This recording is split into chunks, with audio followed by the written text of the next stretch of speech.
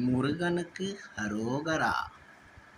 ஜாதகத்தில் லக்னத்தில் ராகுவும் 7ஆம் இடத்துல கேது பகவான் பிளேஸ்மெண்ட் ஆயிருக்காருன்னா இது என்ன மாதிரி பலன் தருவார்?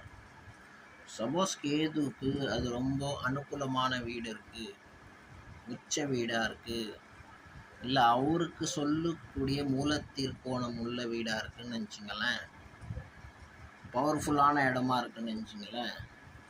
அந்த மாதிரி இருந்தால் ஜாதகனோட மனைவி ரொம்ப தர்ம பிரதானம் உள்ள ஒரு மனைவியாக இருப்பா, பகவானை சிந்தனம் பண்ணுற மனைவியாக இருப்பா, நல்லா நடத்த உள்ளவளாக இருப்பா. இதே ரிவர்ஸாக இருந்ததுன்னா அதோட பலன்களும் ரிவர்ஸ் ஆகிடும். லக்னத்தில் ராகு இருக்கிறவன் நல்ல சரித்திரவான உள்ள மனிதன்னு சொல்ல முடியாது, பேடுன்னு சொல்ல முடியாது. ஏன்னா மற்ற கிரகங்களையும் பார்க்கணும். பட் பொதுவாகவே இது நல்ல அமைப்பு இல்லைன்னு சொல்லுவார்கள் லக்னத்தில் ராகு இருந்தால்.